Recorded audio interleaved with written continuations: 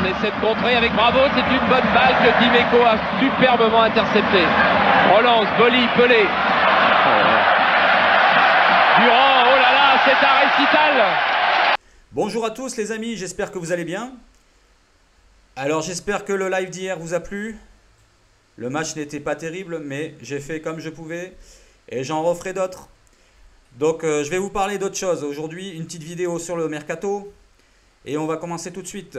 Donc le topo Mercato numéro 12. Allez, c'est parti. On commence par l'attaque avec Benedetto. Pour Benedetto, donc une piste au Brésil. Le président de São Paulo aurait confirmé son intérêt pour l'attaquant argentin. Il aurait répondu aux médias Globo et Sport qu'il y a bien un intérêt de leur part et qu'il existe de bonnes discussions entre les deux clubs, mais ce n'est pas acté pour autant d'après lui. Alors à voir si Elche serait toujours une piste pour l'attaquant argentin. Le FC Sharjah avec la possible proposition de prêt avec option d'achat estimée à 8 millions d'euros qui serait tombée il n'y a pas longtemps. Donc à voir si ça sera le Brésil, l'Espagne ou les clubs émiratis. Maintenant je vais vous parler de Boga. Pour la piste Boga, ça devient assez difficile pour l'OM. Un nouveau club pourrait rentrer dans la danse, comme on dit. Le club de Naples, le Napoli, s'intéresserait à l'ailier de Sassuolo selon Tuttosport. Ils essaieraient de trouver un remplaçant possible au départ de Lorenzo Insigne qui serait presque d'actualité vu qu'il ne veut pas re-signer son contrat, une prolongation de contrat.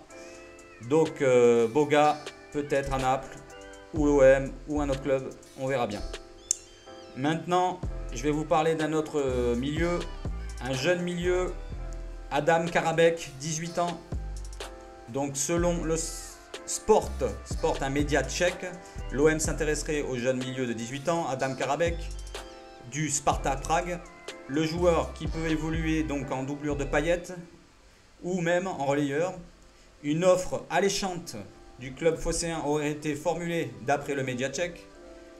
Cette piste pour vous, est-ce que ça serait un remplaçant pour la piste Almada qui serait un échec, ou alors ça serait juste pour compléter l'effectif ou mettre en pôle élite? Dites-moi en commentaire ce que vous pensez de ça. Sinon maintenant on va partir sur le média anglais The Athletics. D'après eux, Kaletakar serait toujours suivi de près par West Ham qui pourrait revenir à la charge après avoir tenté de le recruter ce mercato hivernal. Et d'après même le média italien Il Mattino, le Napoli encore aurait aussi un œil sur notre défenseur croate en cas de départ de leur défenseur Koulibaly. Maintenant passons à Amin Adli. Selon l'équipe, la piste Amin Adli, dont on pensait qu'elle était oubliée et perdue, serait toujours d'actualité du côté du club phocéen. Est-ce pour vous une solution alternative aussi au dossier Almada? Dites-moi en commentaire. Maintenant, concernant la piste Clinton Mata, le latéral droit du FC Bruges, ça se serait déjà refroidi. D'après le journaliste Michel Dubois, il aurait affirmé que le latéral droit de Bruges se sentirait très bien en Belgique et qu'il voudrait jouer absolument la Champions League.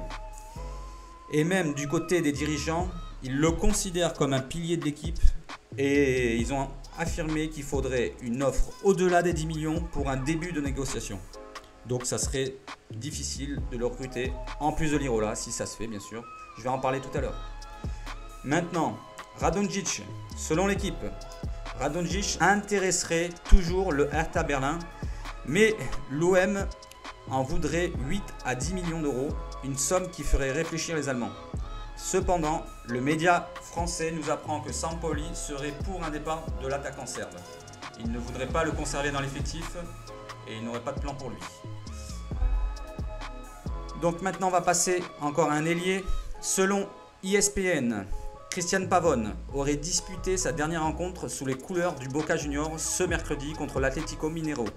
Selon l'équipe, l'OM serait bien intéressé pour la venue de l'ailier argentin de 25 ans et ça pourrait se faire dans les jours qui viennent. C'est selon l'équipe. Maintenant, on va parler un peu de Camara. Camara, donc, selon Sport Italia, l'intérêt du Milan serait toujours aussi fort. il vaudrait revenir à la charge avec une nouvelle offre. Et l'AS Monaco, selon Foot Mercato, serait toujours à l'affût d'un possible transfert de notre minot. Maintenant, je vais vous parler de l'Irola.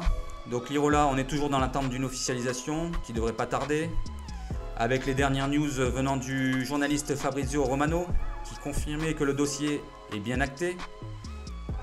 L'affaire va se conclure autour des 12 millions d'euros, payables en plusieurs fois selon la Gazzetta dello Sport. Voilà, c'est les dernières news que j'ai revues, que je vous ai partagées. Maintenant, je vais vous laisser et je vous remercie d'avoir suivi ma vidéo jusqu'au bout. Passez une excellente soirée et allez l'OM!